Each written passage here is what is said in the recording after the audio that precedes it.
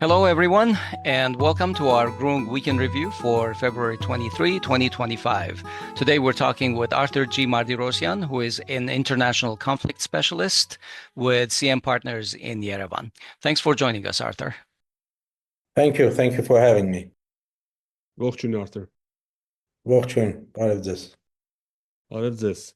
Arthur, Trump started his campaign for president by praising Zelensky, and his various representatives talked about peace through strength. But especially after the meeting in Riyadh last week between Rubio and Lavrov, you would think that it is the United States and Ukraine that are the enemies. In fact, the negotiations in Riyadh seem to have been so successful that a number of positive pronouncements followed it. And just today, I want to recount some things that I read in the news. First, Trump announced, I believe, that a new round of negotiations may begin this week, sometime later this week, again in Riyadh. And just moments ago, we learned that the United States sided with Russia in a UN resolution criticizing Russia for the war. Meanwhile, the Ukrainians and Europeans find themselves sidelined as Trump is establishing direct contact with Russia. And in fact, Fyodor Lukyanov, a top Russian expert who was on our podcast a week ago, see episode 414 if you want to watch that, said that Europe, in fact, has less of a reason to be seated at the negotiating table than Ukraine. He said eventually Ukraine can join the negotiating table. But the Europeans don't seem to be in a very negotiating mood. I'm going to just pick one quote that happened today. Dutch Prime Minister Mette Frederiksen just today said that, and I'm quoting, "We risk that peace in Ukraine could actually be more dangerous than the ongoing war." Okay, help us understand what is happening, Arthur. What accounts for such a dramatic change in rhetoric, especially coming from Trump on Ukraine? I think Trump had a vision on how he can handle this. And if you remember, he was saying that he could stop this in one day. Then he got more information of where the parties stand and modified that into 100 days. That was his assignment to mediator, that he should deliver this deal in 100 days. Now they're talking about maybe 6 months. So I think Trump really wanted to quickly find a solution here because he has ambitions to get a Nobel Prize for peace, probably also demonstrating to the world that he can play that kind of a role. Certainly, if Democrats had won in the elections, we wouldn't see anything like that. That'd be more business as usual, continued. The war would continue without any even mentioning of possible ceasefire. But now with Trump, it's different. And his approach to these kinds of conflicts is very transactional.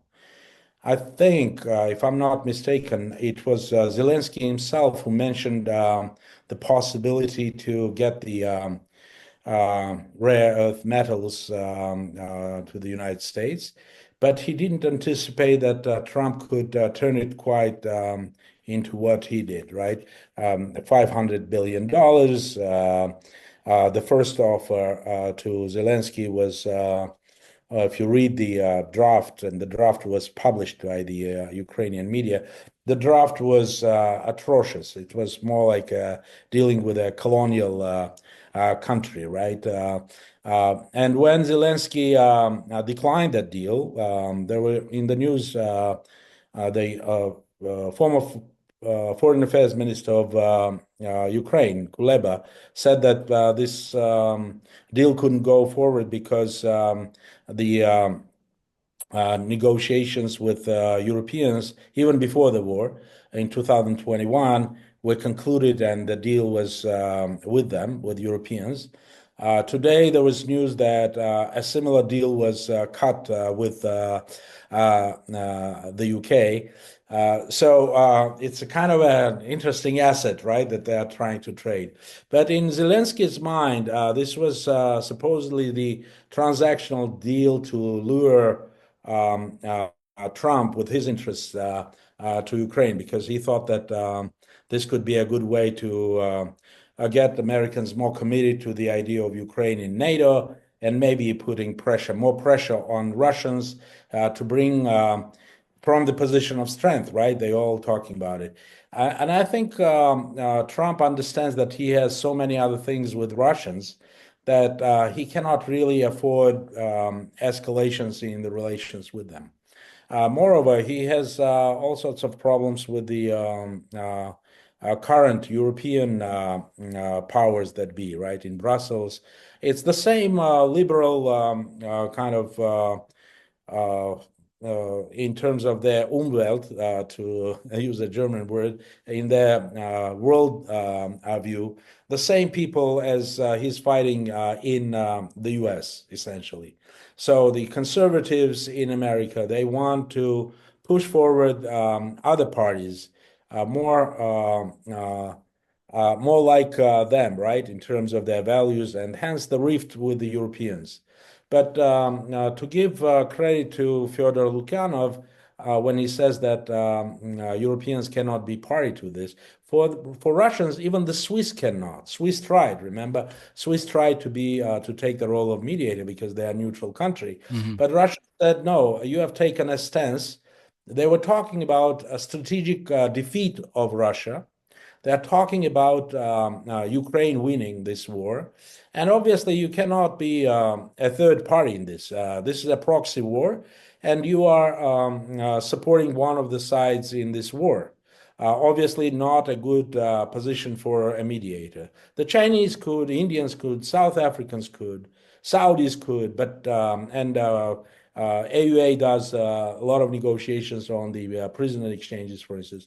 They have positioned themselves as a third party, not necessarily neutral, but as a mediator. Even Turkey had those ambitions. We remember that.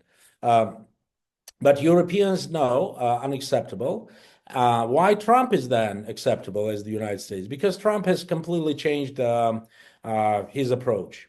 He understands that to bring Russians to the table, he needs first to make some kind of an agreement in broad terms with them, and then put pressure on the weaker party, that is Ukrainians, so that they agree to the deal, and then fine-tune all the details after they come to the table, all three parties. But first, he wants to make sure that he can bring Russians to the table. And I think that's a very challenging proposition. Because today, for instance, Right. Zelensky stated that he's ready to resign if there's going to be peace and Ukraine in NATO. Obviously, that's totally unacceptable for Russians. They'd rather continue the war than see Ukraine. It's almost like all 3 years of fighting were not only For brought nothing. them closer to their goals, but even further away. Not only what remains of Ukraine is going to be a NATO member, but now they have also Finland and Sweden members of NATO. So it's very unlikely that Russians would agree to anything like that. So the war is likely to continue unless the US puts enough pressure on European allies to join Trump in pressuring Zelensky, which is also very difficult to imagine, right? I mean, now they have taken, there is no face saving for any of these players, right? Because anything they do will look like betrayal of what they've been saying, what they've been explaining to their constituencies. Yeah, it's a sunken cost hypothesis, which I understand, but bringing people to the table, I think, is a means to achieve an end. But I want to understand from Trump's perspective what the end looks like, especially what are his red lines and what is his position when negotiating vis-a-vis the Russians and the Europeans and the Ukrainians? Does he have any red lines, or is it simply as long as he can get the Ukrainians and the Europeans to agree to something, then and he gets his Nobel Prize, then he's set. Well, I mean, his approach, I think, coming from the business world, is very transactional. The transactional approach in negotiations, when you're dealing with ethnopolitics, has its limitations. But he's trying to push through the transactional approach. Hence, the deal on $500 billion with Ukrainians, which is going to be a very, I mean, the second draft of the deal that I've seen, even more draconian. Yeah, they're saying it's like the Treaty of Versailles, or even worse than the Treaty of Versailles in terms of Well, financial. I wouldn't draw parallels to Treaty of Versailles, but I'd say that Ukraine, for maybe a generation or two, will be paying to complete the $500 billion amount that is owed, according to Trump, to the U.S. And I think Trump is playing on kind of hardball tactics with Ukrainians, essentially saying that, look, I'm the only one who can stop this. If you want me to stop this, these are my terms, right? I want to get something for the American people with this. He called Zelensky already A uh, dictator. and also a comedian, right? Who Yes. successfully A moderately successfully had successful comedian. Americans pay his money. So for him, it's a kind of a challenge, right? Someone gets the money from us. What do we get in exchange? I want something. I want something tangible. And he has, as I said, he has a lot of stuff to negotiate with Russians, and he doesn't want to have this as a stumbling block because in a year from now they're going to be dealing with the nuclear weapons reduction, the old treaties, revisiting that whole process. There's so many other things, and there is Iran. There are many issues where he wants to have Russians as partners. Hence, he's inviting them back to the club of the seven. But back to Trump, I think he's telling Ukrainians that if this is going to be your choice, if you're going to not do what I'm asking you to do, then so be it. I'm going to cut off all American help and let Europeans bail you out. And then I don't care if Russians take all of it. He already said once that he wouldn't care if Russians could have taken it all. Yeah, Ukraine could be Russian one day. Right. I'm the only one who can right now talk to Russians. And I don't know if this is based on what the US military are telling him, right? Because if he sees that, as you were talking about sunken costs, if he sees that Ukrainians have no chance, this is going to happen, and it's the best deal is possible now because he hopes, he could stop Russians where they are right now. But I don't think it's going to be possible. I think that Putin will also play his game. He will accept the invitation to negotiate, and they will use all sorts of pretexts to drag on time to let their military take as much land as possible. In fact, that was going to be my next question. What are the Russian red lines in these negotiations? We talked about the obvious, obviously, NATO membership, neutrality, denazification, whatever that means, demilitarization. But there are new things, right? There's, for instance, BRICS, partnership with Russia and Iran, and we know that the US wants to weaken that.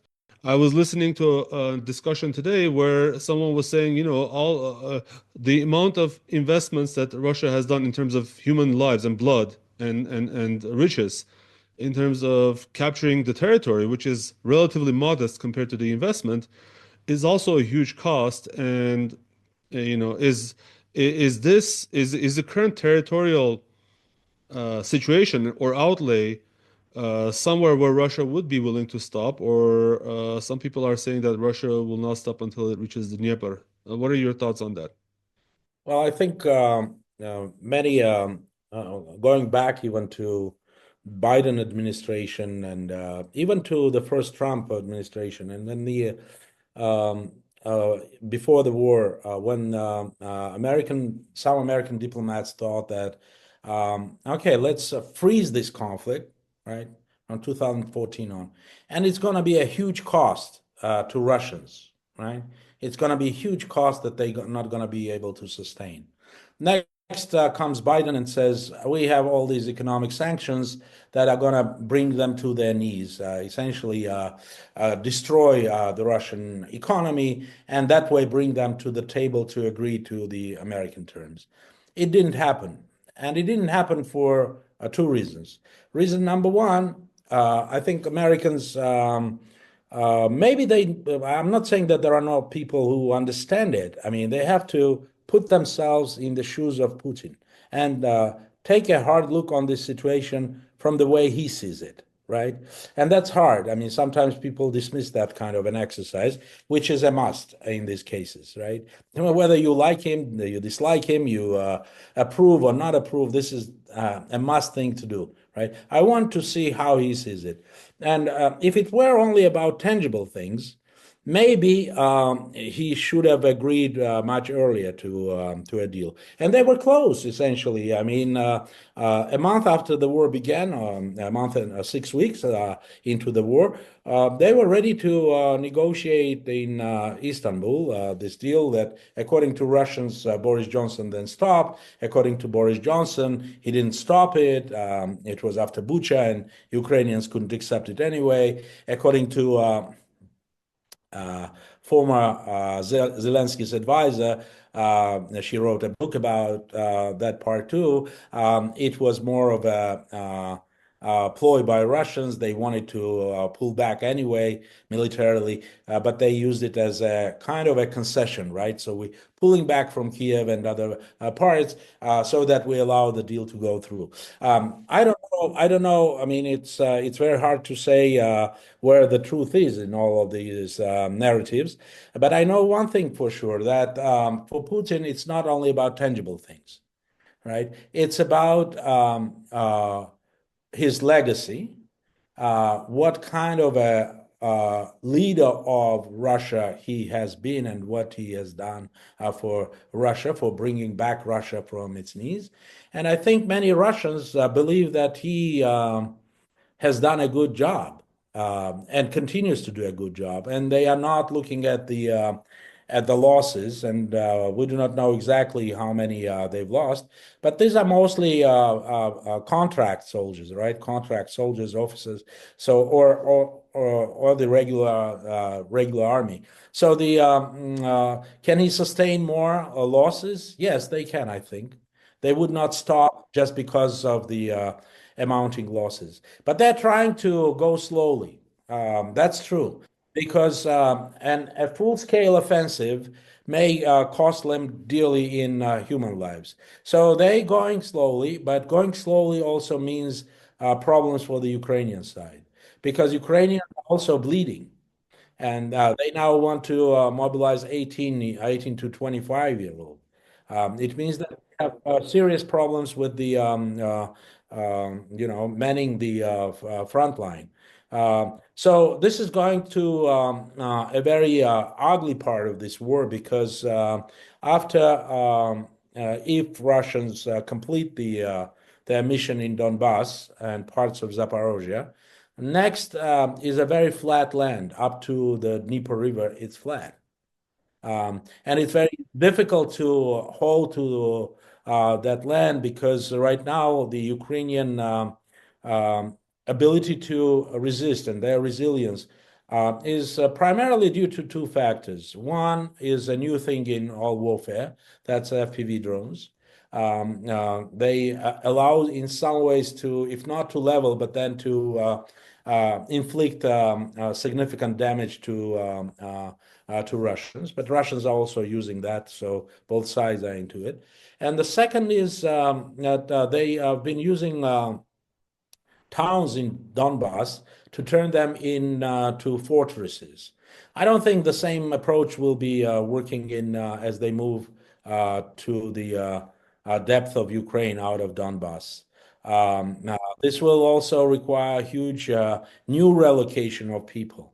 right? New refugees, where are they going to go? I mean, they're going to try to cross to Europe again. They're going to close the borders. They may have also internal implosion due to all these factors, right? Accumulate politically. Zelensky's position is, I don't think his popularity is 4%, as Trump was saying, but I don't think it's 57 either, as right. So I have a follow-up. I mean, I think that have Russians considered a scenario where there is an implosion and there are a lot of armed, still very motivated, but not centrally controlled groups, maybe something like Afghanistan, where there will be still groups that are not willing to lay down their arms, and it's going to become a very messy counterterrorism offensive continuing for forever. And also, while you answer that, also maybe answer the next question as well, which is why is the EU so lethargic towards this peace agreement? What are their red lines? Or actually, what are their interests in continuing this war, since they seem to be advocating for it? no, in part I answered the second question. It's a kind of face saving. They cannot now say that it was all wrong, right? After billions of euros spent, after destruction and deaths in Ukraine, you all of a sudden are saying that it was all wrong. You miscalculated. I don't think European politicians are ready to go out and say quite that to their constituencies. It's going to be very costly to any politician who'd try to do that. Again, this is in contrast with Trump. Trump can say those things. He can. He's a new sort of person in this game. He was opposed to it in the beginning. He was saying that he was opposed. So that way he's more flexible in how he does that. As do they have other interests, Ukraine? I think interests are very different across 27 countries of European Union. So we cannot look at European Union and say that this is a unitary actor with all players agreeing on the same set of interests. Obviously, you have Hungary and Slovakia outliers. You have the Baltic republics and some Scandinavians. They do not have skin in this game, but they're saying let Ukrainians continue to fight. Right? It's a little bit of cynical approach, if you ask me, because it's not them. They're not getting all these coffins back in their capitals. As to Russians and their thinking about the possible guerrilla warfare, they have some experience of taking under control the new territories, right? They've taken. So they have the experience of dealing with Chechnya. And I think it's going to be problematic going forward, but it depends where they're going to stop, right? If they're going to stop by taking mostly Russian-speaking parts of Ukraine, the central part, and maybe even Odessa. Let's think about that scenario. They would want that, right? I mean, let's imagine they do that. I don't think it's going to be challenging for them to get the situation under control, although it's not going to be easy. It's a whole different ball game if they try to go to take all of Ukraine, Western Ukraine. But I think they also may entice some of the neighbors of Ukraine to claim parts of what's going to remain in West. I do not rule out that kind of scenario. I'm not saying, by the way, these things are going to happen, either Odessa or what I was just saying. I'm just saying that I do not rule out that they think about those scenarios, right? That's possible.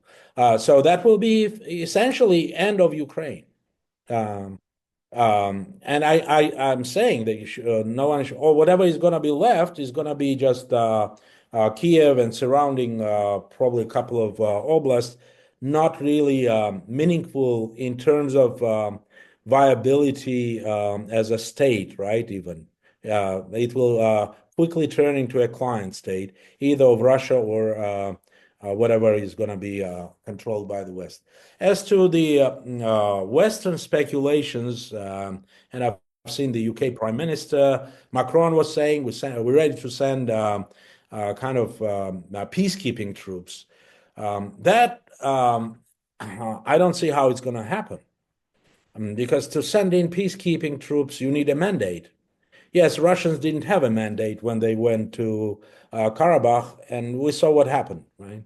You don't have mandate, even if you are a power compared to Azerbaijan and Armenia, you still do not have leg to stand on, right? I mean, what are you doing here if both parties or one of the parties doesn't want you on this land?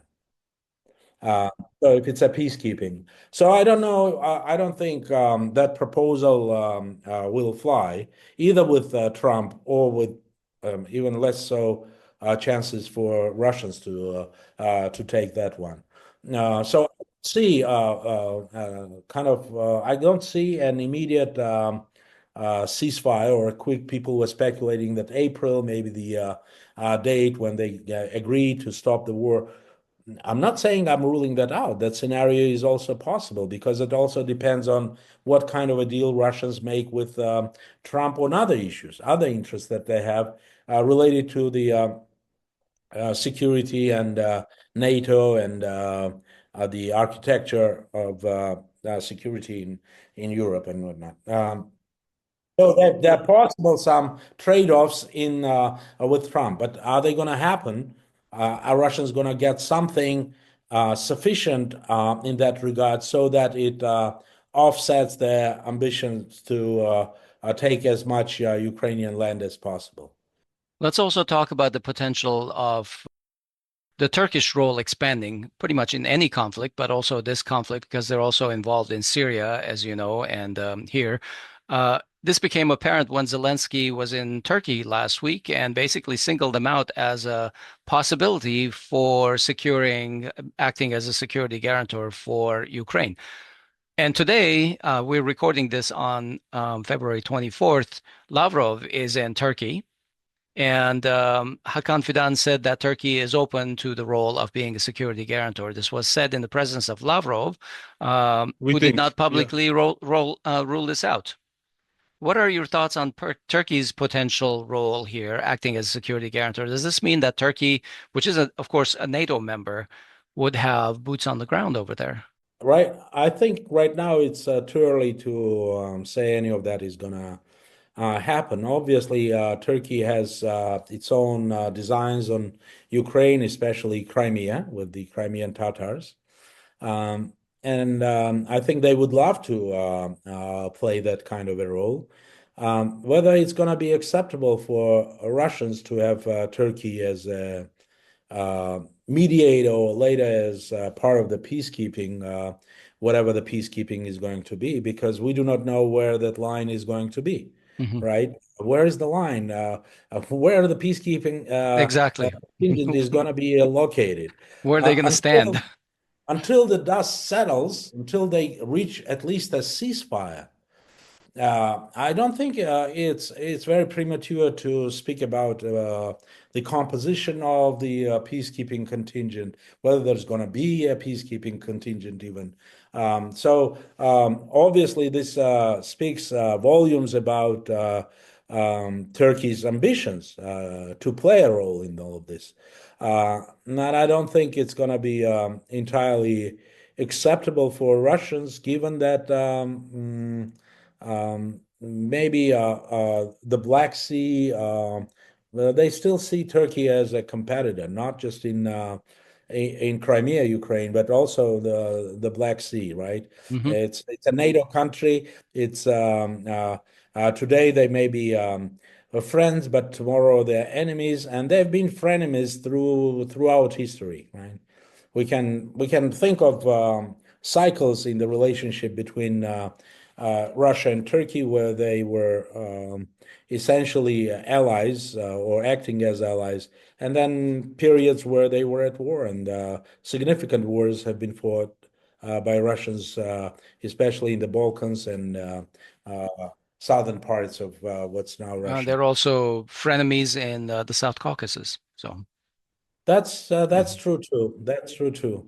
Yeah. The only thing here, the only thing that I can say here is that the decisions on how to deal with the post-war Ukraine, because it's also going to be a huge cost.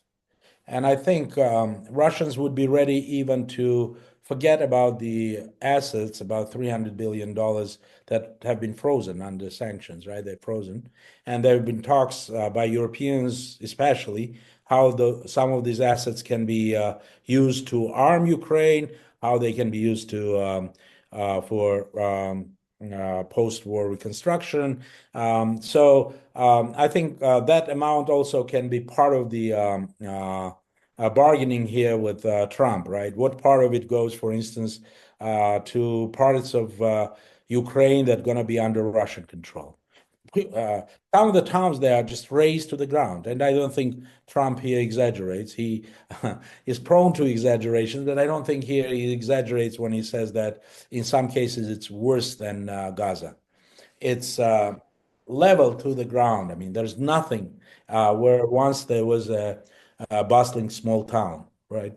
And I don't think they're going to go into rebuilding these towns, but there are going to be significant costs. Think only Reconstruction. Yeah. about the cost of demining, which, according to some conservative estimates right now, is going to require 10 years, assuming $35 billion is going to be available to do that work. It's still going to take 10 years to conduct the demining of the area. And that's the war is not over yet. I mean, so the cost of reconstruction also will be going up, and are Europeans gonna adopt Ukraine, if not to NATO, then at least to EU, and take that burden of that cost? I think if you talk to current politicians, they will be saying, yes, we're ready to do that. We're ready to commit. But I don't think they have consulted with their constituencies and voters. And the elections in Germany, if they signifying something, I mean, it's not just about the Alternative für Deutschland taking over DDR, the former DDR. I mean, if you look at how successful they were in parts of Germany where they had no constituencies before, Yeah. it's just amazing. It's Oh, amazing. they're definitely on the trajectory of going Yeah, up. the second in Munich. Yeah, 20% overall, so from 10% previous elections, so very good result. Right. Definitely I get your point about the sentiment from the citizenry in Europe changing, and potentially it will be even worse in the coming years. Let us move to our neck of the woods, and we want to ask you some questions about what's happening inside Armenia. They are internal questions, but as a negotiations expert, I'm sure you can give a very unique perspective on what's happening. The first issue that we want to cover is we have yet another instance of Armenian opposition members being harassed and silenced. So on February 22nd, the Armenian government escalated its crackdown on opposition voices by filing criminal charges against Edgar Ghazaryan, a well-known critic of the government. And by well-known, I mean he gives I think 20 interviews a month at a minimum on various different channels. So very outspoken. And his alleged crime was opening his mouth, speaking. Ghazaryan is being prosecuted under Part 2 of Article 490 of Armenia's Criminal Code, a charge that could land him in prison for up to 5 years. And during this weekend, the judge issued an injunction barring him from making any, quote, defamatory statements, I'm translating from Armenian, but against judges, prosecutors, investigators, lawyers, and other legal officials. And the icing on the cake is the close relatives of all of these individuals. That could basically, in my opinion, encompass 20% of the population. And the court has restricted his ability to leave the country and they even requested access to his cell phone to confiscate his cell phone. So, I mean, this part is, I think, sometimes understated and people forget about it. But all of these people who are being persecuted by the Armenian government essentially are also unable to travel. So their freedom of movement is also restricted. I mean, my only question here is why now? Because they can.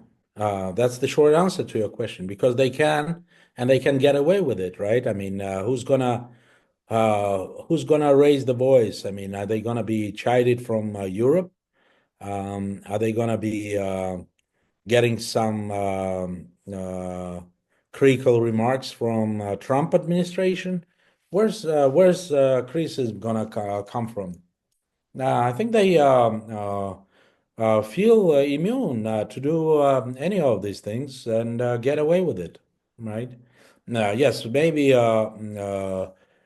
J.D. Vance, I mean, I'm referring to his famous now speech in Munich when he was seriously criticizing, to put it mildly, Europeans for attempts to silence opposition or opposition voices.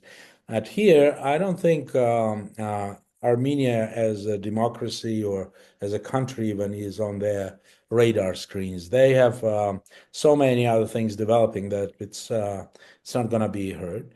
So it's really the only way they're going to be constrained or deterred from any further actions like that is kind of a social mobilization. And I think the judge probably could have come with even harsher Initially, sentence. they did seek harsher sentence. I think they said any public official, but then they narrowed it down to just like a huge swath of the Right. legal, judicial, and system. Well, I mean, one of the things with these kinds of verdicts, and I'm not a lawyer. I mean, these things may all end up in where now Vahe Grigoryan, I understand the one of the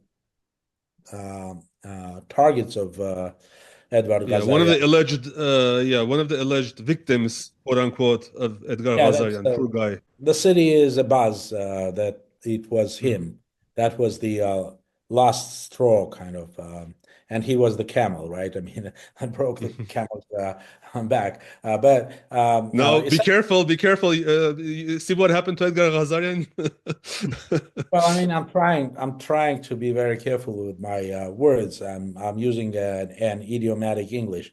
I don't compare him to a Just kidding, camel. yeah. I'm saying it's all right. So it's but I think that the government right now, or the courts in Armenia, they probably dismiss the kind of situation where these cases are gonna be go to Strasbourg and then come back as. But that's also possible. The only thing that they kind of bet on right now is that people are not going to have the patience to go through all these loops, get to Strasbourg, and then wait until there's a decision against the Armenian court decisions or verdicts. So that's their calculation, and I don't know. It's going to take a lot of resilience and a lot of readiness to take even sentences from the opposition leaders if they're serious about changing the government here, because without taking those risks, nothing is going to change. They're going to be gagged just by decisions of courts, which are not, in terms of the international conventions that Armenia has signed. Yes, they have adopted laws in the parliament that would allow to put someone in prison for 5 years. But it doesn't mean that these legal cases have merits or really can stand the scrutiny of European judges when it For sure, goes up. for sure. I was actually trying to research. I'm not a lawyer, but I was trying to research if there are some EU regulations around, protecting the dignity of the judge's position, whatever. But I haven't seen anywhere where the family members of judges are also included. So I would love to see, like, if anyone just for those who are listening, if they can comment on whether there's parallels to this in European law, I would really appreciate it. We're not lawyers, but we'd love to talk to someone who knows. I think that the Armenian opposition has to master the Ethiopian language of saying things without really getting ad hominem or attacking family members. It's not really necessary. I mean, um, unlike me, most of them have been educated in Armenia in the Armenian language, right, as the first language, and they should be very good with those things. It's not really necessary, and I don't think it really happens that much from what I've been observing in Europe, where someone would go after the relatives of a judge or get personal about these things. It's kind of, I don't think even it's regulated by the law because there is an ethical code and the moral code. You don't do that. You don't turn it into a kind of a fight on a personal level, right? So I'm not saying that I'm not trying to justify what was done to Edward Ghazaryan. I'm just saying that they need to be smarter. They can reach with their words to the population and constituency without necessarily getting personal. And I think that will be happening. Obviously, the government cannot shut down this guy Dog, right? Who is Yeah. swearing left and right, and nobody can stop him. What's interesting about this is Pashinyan, when we remember that when the coup happened in 2018 and he was railing against the judges, he was calling judges, all judges, as dogs wailing under the walls looking for new owners. Well, Hovik, it's all about who is on the edge of the law. Hovik, look, this can backfire, right? I mean, because I don't think Pashinyan is going to stay for life in power. I mean, I Yeah, hope, not. And we do not have kind of a license for that kind of dictatorship. That same law can be, if they set a precedent and they say it's for that kind of violation, someone can go to prison for 5 years, then his statements can be used against him, yeah, whatever he exactly. saying, right? So I think that's also probably played some kind of was a deterring factor with the court. I don't know how the case was made or presented by his defense, but I'm sure they were talking probably about some of those uh, significant unintended consequences that they may set in motion. Hmm. Well, okay. Right. So, Arthur, last Monday, Robert Kocharyan, who is the leader of the largest opposition bloc in the parliament, gave a 4-hour press conference. This is the first time in about 3 years that he's spoken to the media like that. First of all, before we move on, 4 hours. The stamina and the passion of that man, nearly 20 years after he left office as the second president of the republic, is amazing. Well, I think leaders these days do that. I mean, Pashinyan does that all the time, right? I mean, he even Well, talks even Kamala less. Harris couldn't. Well, Maybe Putin Kocharyan does should that. go on Joe But Rogan or Putin did. something. That's right. Well, I Putin think does Putin that. has a record like 5 or 6 hours, or if I Right. remember So Yeah, correctly. that's right. That's right. it's something that I'm sure that he spent time preparing for this. Of course, of course. And he's And he no worked spring on some chicken. of these. So, yeah. But let's lead this off with a policy statement that kind of struck us. He said that the only way of repatriating the Armenians of Artsakh back to their homeland is through the November tripartite statement of November 10, 2020, that Armenia, Azerbaijan, and Russia signed. He also said that the OSCE Minsk group must be preserved at all cost. And note that the parliamentary opposition, including the highest on Dashing, has been vehemently demanding that Pashinyan reject such a concession to Baku. Well, okay, Kocharyan is no idiot. He's quite aware of the geopolitical winds going around the world. Witness the statements that we heard, the speeches that we heard at the Munich Security Conference, the Riyadh negotiations, Gaza, and stuff like that. The world is changing, so he's quite in the loop on this. Um, the question is, is he sending a message to Russia and saying that if the opposition were to get Russia's support or tacit support, and they can win the upcoming elections, then he would turn Armenia's negotiation policy around? Because as you know, right now, and as recently stated by Armen Grigoryan, who is the national security chief in Armenia right now, he basically said last week that Armenia considers that tripartite statement de facto dead, he said. And they shun Russia from the negotiations. What's your take on what Kocharyan is saying here? Well, I don't think that his target audience is Moscow, because he has so many different channels to get what he thinks or how he sees the situation to Moscow and to the very top in Moscow. Even I think he has the channels to do that. So his message was more for the Armenians in Armenia and why not in diaspora too, that this is not a hopeless situation. There is a way to do that, and to do that kind of legally, because if there is a legal way of doing it, the only way is to stick to that tripartite agreement. Because if you remove that, I mean, the only way to get back would be by another war. Mm-hmm. I don't see how else you can do that, right?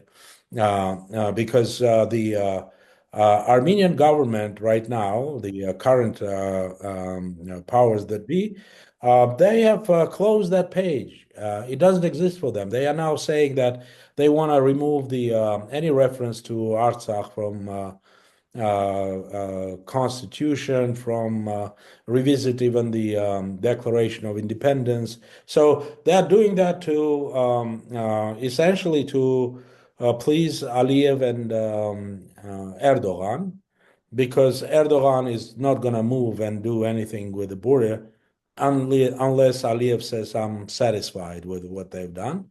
And the problem with them is that they think that they can make enough concessions to have Aliyev signal to his senior brother in Ankara that yes, it's time to reopen the border with Armenia and whatnot. I think Aliyev understands that he should continue this as long as possible, because there's uncertainty, and he's playing this uncertainty. Pashinyan was promising a peace deal is going to be signed right away. It's not being signed. So he's also losing some of his own electorate, and we know where his numbers stand in terms of his rating in Armenia, Pashinyan's. So he's losing on that promise of peace. I don't think people see peace is nearing just because of all these concessions that he's ready to make. And even more painful in this situation is that the entire development of Armenia, wherever Pashinyan goes, he talks about this kind of a crossroads of peace, that vision that he has. And yet, that crossroads depends on Turkey and Azerbaijan and Russia and Iran. And Turkey and Azerbaijan, I think they perfectly understand that none of it is going to happen unless they say so. So if you, again, from negotiation standpoint, this is perfect. I mean, for Aliyev, he can continue to squeeze and demand more concession. Next, he demands that Armenia engage in a negotiation with the leaders of the community that left Armenia in 1989, 90, right? So because he's talking about their return to Armenia. So where is the stop signal? Where is the line that Pashinyan is going to be ready to stop? I don't think that he has any line. I don't think that he has any line. And if there are any deterring factors right now, why he hasn't given even more in terms of territorial concessions as part of demarcation, is that Pashinyan knows that it's going to probably create a new, even probably bigger wave of protest in Armenia. and he wants to avoid that. And it's very likely that he's telling his counterparts, Azeri and Turkish, that, hey, if you want me to stay as your partner, don't push me on this one. I cannot deliver it right now, but I will deliver it at some point later. And I think they need him as a partner because he's delivering on some of other things, right, that they demand. Not even the Armenian identity and the most important element of the Armenian identity, because we as an ethnic group, uh, we are in a very peculiar situation. Unlike other nations of the world, we have three times larger diaspora than the nation state. I mean, citizens of the nation state, and that kind of uniting line in terms of the Armenian identity is our shared history. So he's ready to scrap that too, if that's what Turks and Azeris want. And of course they want that because they are pushing their narratives that Armenians were not even indigenous population in this area, that Azeris were, and they have the right to return where they were.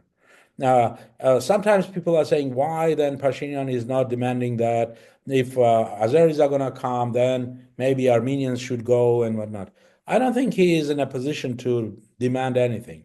He is playing as the weak who thinks that by conceding enough, he's going to have them stop somewhere. But he has miscalculated on this several times already, and I think it's a big miscalculation. Yeah, this is why the loser in the war should have never been on the other side of the negotiation table. Well, that's true too, because you have kind of he was not just a loser in the war; he was humiliated. Mm-hmm.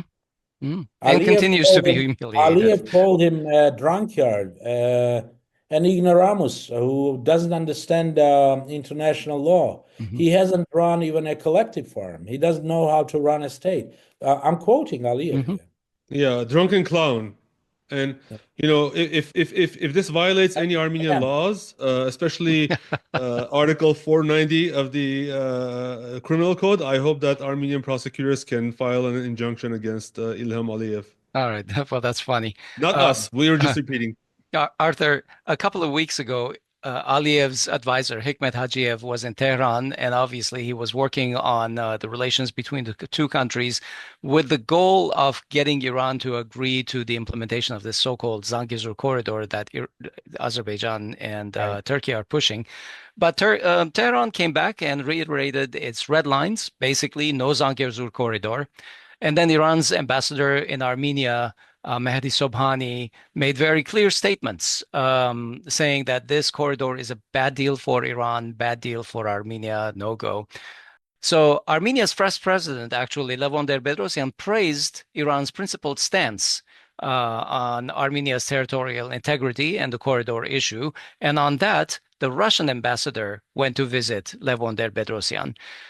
Now, much has been said about the differences between Russia and Iran on this corridor business, and Iran has warned Russia to stop pushing the corridor to the detriment of Iran and Armenia's interests. And Russia has downplayed those differences and basically said that their stance does not damage Armenia's sovereignty. Can you tell us a little bit about what are the differences between Russia and Iran on this issue? As far as I understand, the Russian stance, and it certainly is manifested in this tripartite joint declaration in November 9, 2020, that put an end essentially to hostilities. The Russians insisted, I think it's on their insistence, that they have this point 9 on essentially corridor, right? Because if we are saying that it's going to be controlled by the security of the Russian Federation, I mean, if it's happening on the territory of any sovereign state, it's essentially a corridor. But I don't want to play semantics right here and say no, it's not a corridor, it's just a road, it's this and that. So for Russians, I think why they have it there, their thinking was that we have a bigger fish to fry, which is Ukraine. And right now, if Turks and Azeris try to do it by force, there's no way we're gonna be able to stop them from doing that. Oh, well, we can't, we're not gonna engage militarily with these both Mhm. players where we have important interests. But what we can do is we can take it under our control. And we can tell Turks and Azeris, your interest is met. You wanted this road corridor, it's going to happen, but we're going to control it security-wise. That's the deal. That's how I see the Russian interest. So do it, but do it under their control. For Iranians, obviously, I mean, I think they're getting very nervous about what that corridor may mean, what that road may mean. Turkey being a NATO member, the potential war even with the U.S., who knows, Israel, U.S. I mean, they cannot rule out that Trump is not going to give a green light to Netanyahu, and who knows what's going to happen. They don't want to that road potentially cutting them from the one of the alternative routes out, right? Mhm. So you can understand why it's an issue for Iranians. But I am not in a position to over exaggerate Iranian influence. So if Iranians are saying, no, it's not going to happen, uh, but if Armenia, for instance, agrees, What can they Turkey and do? Azerbaijan agree, and so does Russia, for instance, if it's going to go by Russian design, there's not much that they're going to be able to do. But even if without Russia, Azerbaijan, Turkey, and Armenia agree, what is going to Iran do? It's going to say it's unacceptable for them. So along those lines, would Kocharyan's policy shift more towards Russia bring Russia and Iran a little more into agreement, alignment on this issue? And would we see more of a solution going forward? Well, I mean, Kocharyan's analysis of the foreign policy issues was pretty much astute. I mean, I think that he was talking very common sense things about where things stand and how Armenia could not sit on two chairs from a certain point. That's a point, an argument that I've made for some time now. That there was a point in the recent history when it was complementarity, which, by the way, originated in Kocharyan's days. That's right. No longer was possible, right? It doesn't matter how much desirable, and the Pashinyan's government now says, why not? We want to be with EU. We're going to go EU, and we're going to be economically tied to Russia. But that's impossible. It's impossible to do. So whether Kocharyan is advocating now to change as opposition to change and to go back to kind of Russia only, right? We're not messing around with this. I don't know. He didn't quite say that, although one could construe from what he was saying that's what he's suggesting, that we cannot really have our security dilemma solved if we kind of downplay the Russian role here. And I think he was probably also emboldened for this press conference by what transpired in between the U.S. and Europe and U.S. and Russia, right? So he said that there might be some opening for some complementarity if the U.S. and Russia mend fences and get to some cooperative, more cooperative behaviors. And I think that too is pretty much correct. Unfortunately, for Russians, and not that they haven't given uh, ammunition for that, right?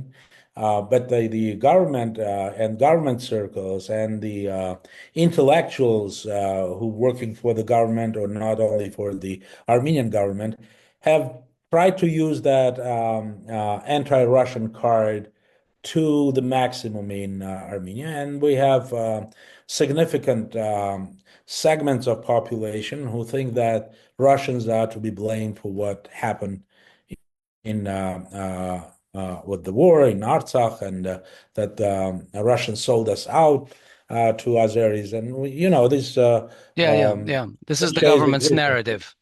That's Right. right. So, and they need it because they need to blame someone, right? I mean, they're not they blaming the previous government, and they're for even starting Karabakh movement, and then they're blaming Russians for not doing something, but they don't take any of the responsibility for what they didn't do, how they Or even failed. put it on the enemy. No, look, when they came to power, you probably all remember they were saying, Pashinyan was saying, our relations with Russia are going to be brilliant. I'm going to be doing this and this, and it's brilliant relationship. And then the question is, what happened? Why Yeah. the relationship soured? I mean, was it a failure of the Armenian diplomacy? What was it a failure? His own failure? Was he sending the wrong signals to Moscow that they even from the very beginning didn't have the full trust in him? Mhm. In Moscow, I think they saw him as a useful implement to achieve some of their goals. But even that didn't work out for them. So I don't think Pashinyan really could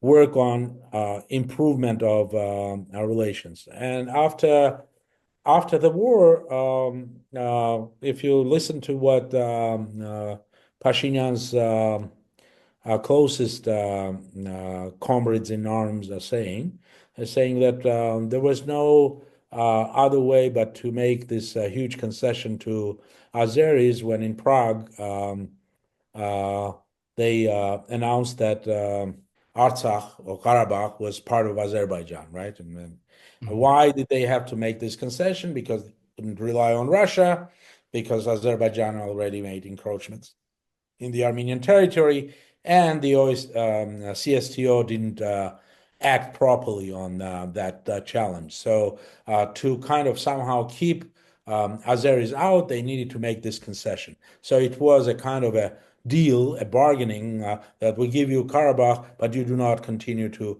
advance on the Armenian territory. Right. That's their narrative.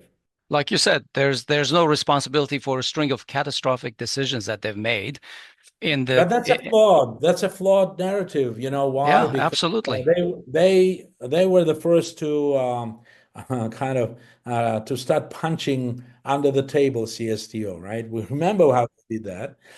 Then they did a number of other things that were kind of putting Moscow on really uh, essentially buying the Turkish and Azeri lobbyists and diplomacy arguments that Armenians are going to be just like Georgians against you.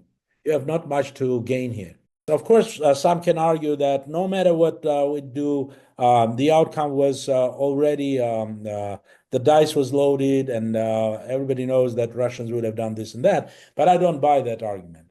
You have Um, to that you failed diplomatically and you failed miserably in diplomacy. And I think that in that analysis too, I'd say Kocharyan was correct. What I didn't quite like in Kocharyan's press conference was the questions about his own mistakes or his own wealth accumulation and mhm. stuff. I think he handled those questions not as well as he handled the foreign policy and analysis of what happened in the war and before the war. Okay. For the sake of time, I have to move on because there are lots of other questions about the Kocharyan press conference. But let's take 2 or 3 minutes maximum about these protests that are going on in Yerevan, having to do with Avinian's bus reform, so-called bus reform, which have galvanized the Yerevan City Council opposition in continuing protests in the form of not paying the radically increased fares. In fact, Avinian has been threatening to arrest citizens for if they don't pay the fares, which is kind of funny. How many thousands of people is he going to throw in jail? I don't know. To add more detail, that the fares were initially set to be tripled from 100 drum to 300 drum imagine the impact that has on, the lower parts of the socioeconomic parts of the society.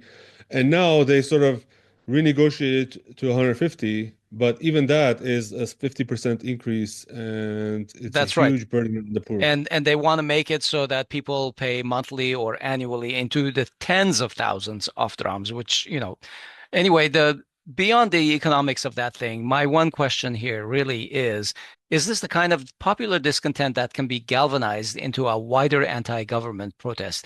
Things I start don't. small and they get big sometimes. And is this an opportunity? You're right. Things accumulate. That was not the only unpopular measure. They also have a new way of filing taxes and what you need to declare in your taxes. There are all sorts of and also raising some of the taxes on some of the businesses. So different segments are getting dissatisfied, especially the transportation, public transportation issue. But even small things like cleaning the city from the snow right now. So we can see that the mayor, they are unable to handle some of these simplest tasks.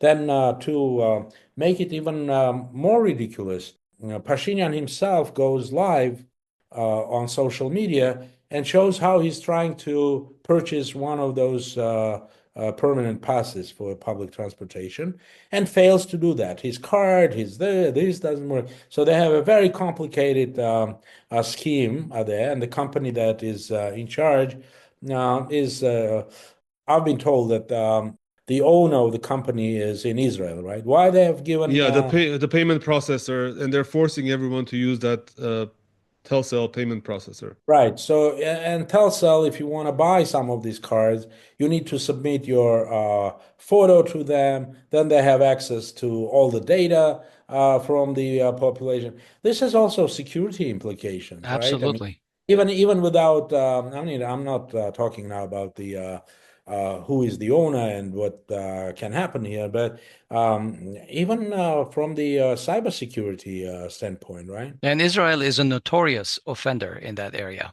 Yeah, I mean, they could do it for other parties who may ask to get the data or whatnot. So this whole story is really doesn't look good on their record, which was already tarnished even before the last elections. So I don't know in what shape they're gonna be for the next elections because. What's happening in Yerevan is going to impact not just the mayor, it's going to impact the ruling party, the governing party. Whether this is going to be a catalyst for, mass mobilization, I don't. I think it's Armenian mobilization starts in spring. I mean, when it's warmer. I don't think right now with this weather there's going to be any major development. Was the campaign to not to pay 150 to pay 100 successful? It's very difficult for me to assess. I mean, what it was. I think the uh, strategy of the government of the city was okay, let them do whatever. For some time, we're going to tolerate it. No, let them even not pay for it.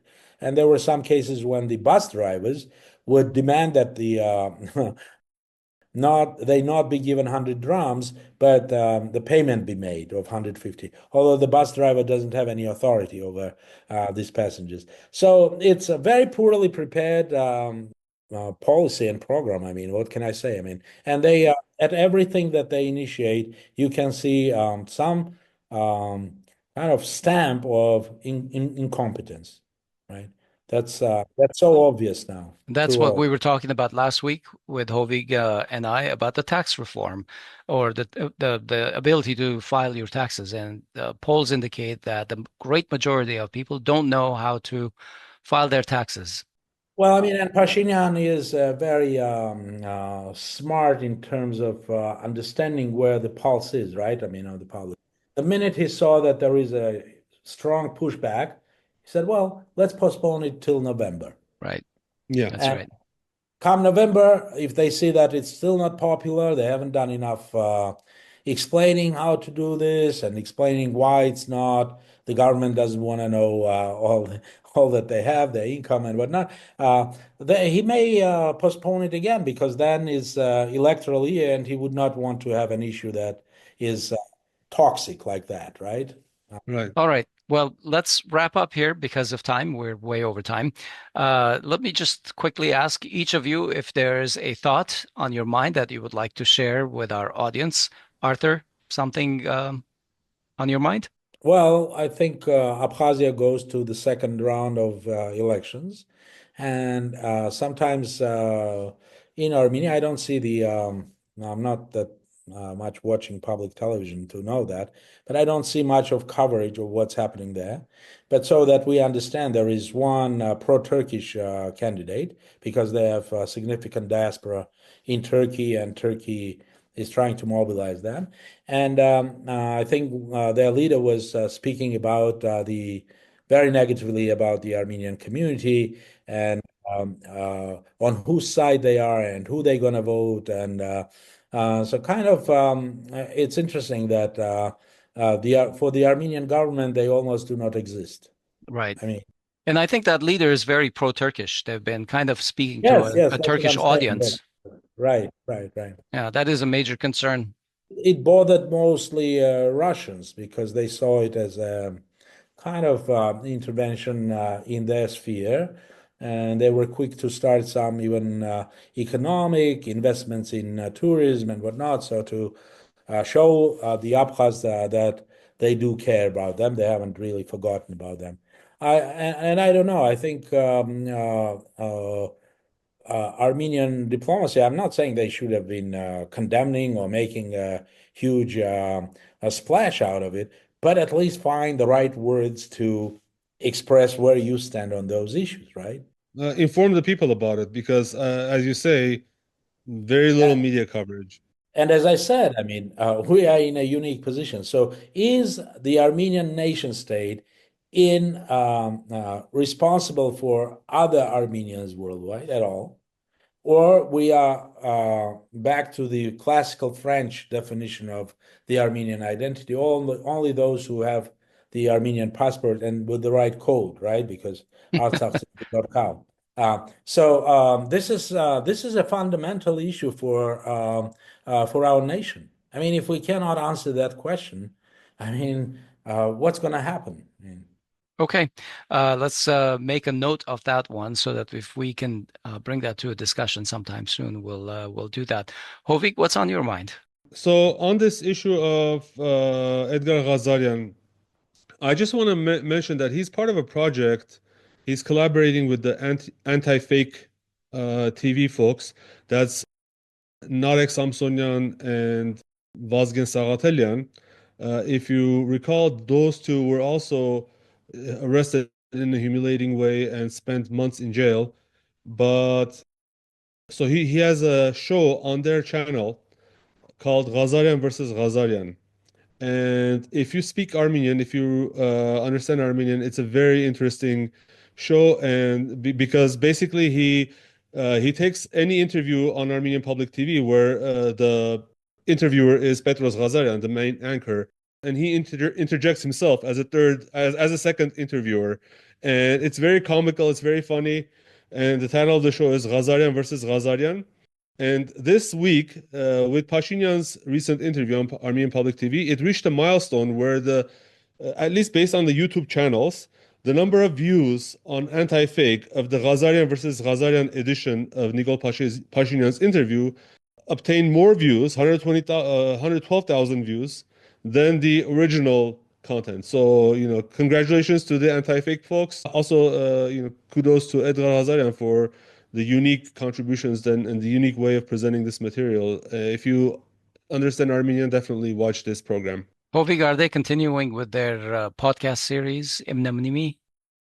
Yes, so they have multiple tracks. So they have the Imnamni podcast, they have the Ghazaryan versus Ghazaryan, they have Mane Tatulian who does philosophical themes and content, and they have another podcast with Ruben Melikian. So, anyways, I know that you were joking about calling a public official a camel, but I do want to say that, Alen Simonian is one camel because he literally spits at people. So I don't think I'm exaggerating. And if any of relatives of Alen Simonian are judges, I'm sorry, but it's directed to Alen Simonian and not you. Okay, well, let's be done for the day so that you don't get arrested later, Hovik. Thank you, Arthur, for joining us today. Thanks a lot. You guys take care. We'll Bye-bye. talk to you Take care. soon. Thank you. Thank you, Arthur. Bye. All right, well, that was our show, and we recorded it on February 24, 2025. We've been talking with Arthur G. Martirosyan, who is a senior consultant with CM Partners and in 1994, after graduating from Yale University, he joined Conflict Management Group and Harvard Negotiations Project and has since worked on conflicts in the former Soviet Union, the Middle East, the Balkans, Africa, Latin America, and other places. For more information on all of these things and to see the various links that we have actually referred to in the show, go to our show notes, podcast.groong.org/episode number. I'm Asbed Bedrossian in Los Angeles. And I'm Hovik Manucharyan in Yerevan, Armenia. Please find us on social media and follow us everywhere you get your Armenian news. Don't forget your comments. Don't forget sharing, liking. Absolutely.